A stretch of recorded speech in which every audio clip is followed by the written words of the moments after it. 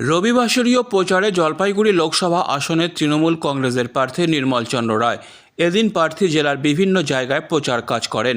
উল্লেখ্য, আসন্ন লোকসভা নির্বাচন রাজ্যে 7 দফায় হতে চলেছে। প্রথম দফায় জলপাইগুড়িতে ভোট রয়েছে আগামী 19শে এপ্রিল। আজ প্রচারে বেরিয়ে তৃণমূল প্রার্থী ভামড়িদেবী মন্দিরে পুজো দেন। ডেঙ্গুয়াঝালের পাশাপাশি বেলাকোবা, আমবাড়ি, টাকিমারি এলাকায় নির্বাচনী প্রচার সারেন প্রার্থী। এদিন প্রচারের সময় উপস্থিত ছিলেন রাজগঞ্জের বিধায়ক খগেশ্বর রায়, লক্ষ্যমোহন রায়, বিনয় কুমার রায় সহ অন্যান্যরা। প্রার্থী নির্মল চন্দ্র রায় বলেন, বাংলার প্রতি কেন্দ্রীয় সরকারের বঞ্চনার প্রতিবাদে আমাদের লড়াই অব্যাহত থাকবে।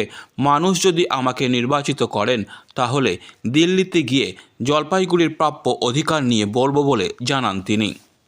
যে বঞ্চনা, একটা যুক্তরাষ্ট্রীয় কাঠামোর মধ্যে একটা রাজ্য থাকবে, সেই রাজ্যের যারা মানুষ থাকবে তাদেরকে কখনোই বঞ্চিত করতে পারে না। এই যে অনেক যেভাবে বঞ্চিত করা হচ্ছে তার বিরুদ্ধে আমাদের প্রতিবাদ, সেটাকে ইস্যু করেই আমরা এবার ভোটে লড়ছি। এবং এটা বাংলা সেই বঞ্চনা কখনোই মেনে নেবে না। সেই তারা আমি যেখানে যাচ্ছি সেখানে ওয়েল রেসপন্স আমি পেয়ে যাচ্ছি।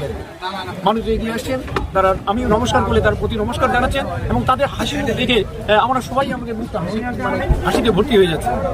কোথায় কোথায় আজকে আমরা ব্রাহ্মণী দেবীর মন্দিরে আমরা পুজো দিয়ে তারপরে রেল গেটে আমরা করলাম, করার পরে বেলাকোবায় আমরা গেছিলাম।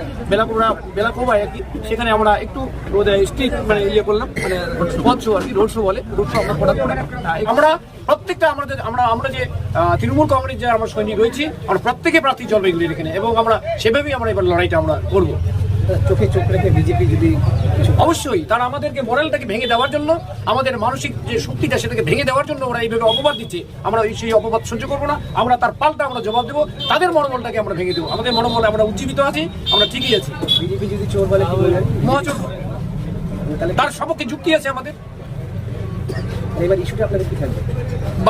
বাংলাকে যে অধিকার থেকে, আমাদের যে ন্যায্য অধিকার থেকে যে বঞ্চিত করেছে বাংলার ভোট, এখানে সেই ইস্যুতে আমরা লড়বো। আপনি নবনির্বাচিত একদিকে বিধায়ক, আবার একদিকে লোকসভা দাঁড়িয়েছে, কি ভাবছেন এই দুই দিকে সামলাচ্ছেন?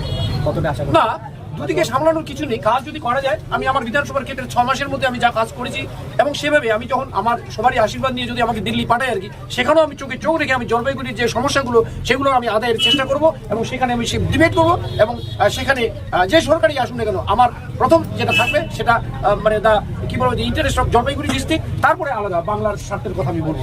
যেখানে কাজ করেনি তাহলে বলছি জনগণ বলছে, আমি বলছি না, জনগণ বলছে আর কি। আপনি কান পাতলেই শুনবেন যে জনগণ কি বলছে, আর সেটা আমার মুখ দিয়ে না বেরোনোই ভালো। আপনি যদি সাংবাদিক হিসেবে আপনারা যান জনগণের কাছে, আপনারা শুনতে পাবেন যে এখানকার সাংসদ কি করেছেন না করেছেন। আপনাকে কি শুনতে হচ্ছে প্রচারে গিয়ে কি এখন শুনতে হচ্ছে যে উন্নয়ন করেনি? অনেকে বলছেন। কি বলছেন? না, সেটা তো ওই যে বললাম যে আপনিও গেলে পরে আপনি জানতে পারবেন, আমি যেটা জানতে পারছি আপনিও জানতে পারবেন, এবং এখানে যারা আছে সবাই বোধহয় জানতে পারছে। তাই Disclaimer. This channel may not promote any violent, harmful or legal activities. All content provided by this channel is meant for an educational purpose only.